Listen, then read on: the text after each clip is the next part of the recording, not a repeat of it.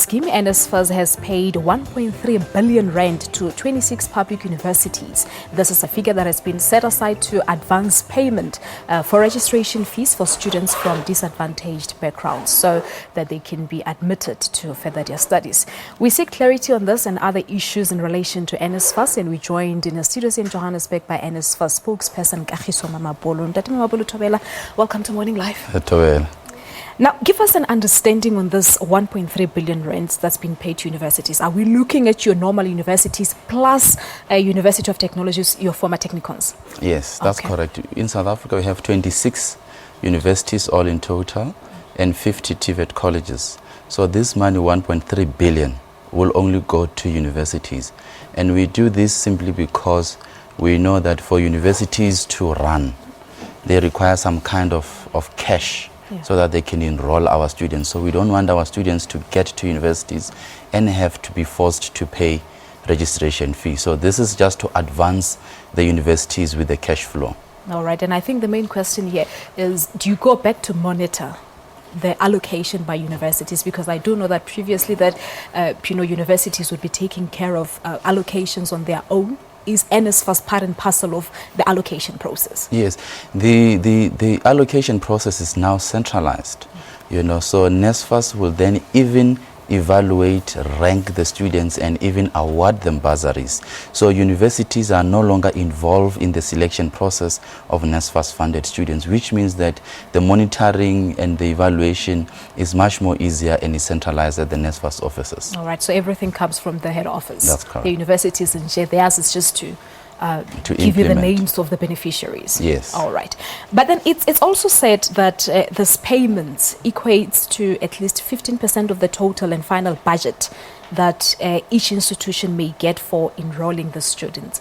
If you can just elaborate that for us. This simply means that because registration ends at a particular point, and we said to universities, all the students that come from poor background that have secured spaces on your universities and have applied for NSFAS and qualifies for NSFAS, allow them to come through.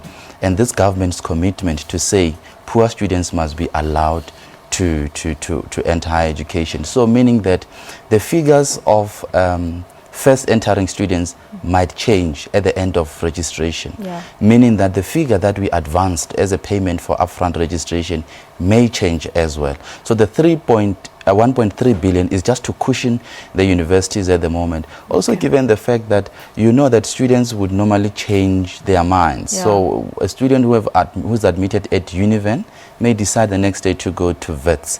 And in our planning, we have not budgeted for that student. So the reconciliation process of how much universities must get will come at the end of the registration period. All right. So this 1.3 billion rand that's been set aside, is it just for new registration?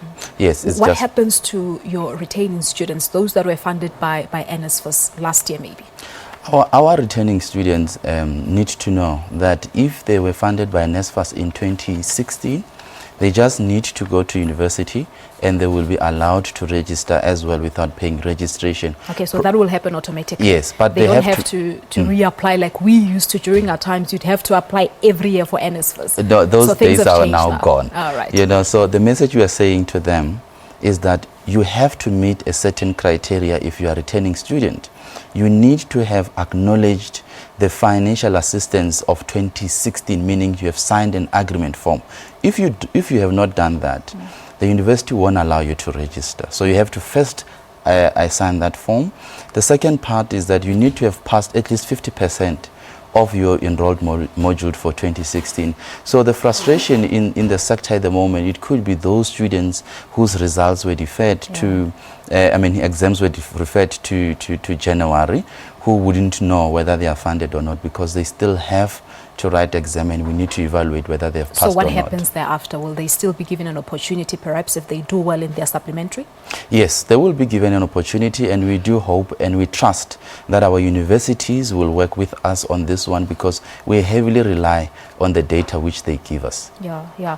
And NSFAS has also approved funding for over 160,000 students Are you certain, Ndate Mamabolo, that no student will be turned away because of lack of funding, even though they have secured places at tertiary institutions? If we have this from the Vice Chancellor's mouth, you know, the Vice Chancellors are saying all the students that have qualified and have secured spaces, and NSFAS can prove that these students will be funded, will secure their spaces, those students will be funded. Government said no student must go away, you know, must be turned away because of no funding. Last year, all the students that qualified for NSFAS were funded. 160,000 is just a small figure of what we're going to fund this year. We fund over 400,000 students, and over this week, towards the end of the weekend, we'll be continuously funding and giving confirmation to our students. Just a quick one on this one. We do know that at this point in time, there are students that are seated there with no responses yet from NSFAS, and tomorrow it's the last day. Should they begin to be worried maybe now? Our students should just wait until tomorrow. And also on Saturday and Sunday, we are working, and we'll continue to give them confirmation. So they still hope for the coming 3 days? Definitely. All right. Ndate Ralewa, thank you so much for your time. Thank you for inviting us. Thank you very much indeed. There you have it. That's NSFAS spokesperson Kagiso Mamabolo talking to us about the 1.3 billion rand that's been set aside, you know, to fund the deserving students, those that come from poor backgrounds. The allocation has been made to 26 public universities. So if you're still awaiting a response from NSFAS, you have up until Sunday, like Ndate Mamabolo has said. While we're taking a break, when we come back, we'll give you 8 o'clock news bulletin and Morning Live. Don't go away.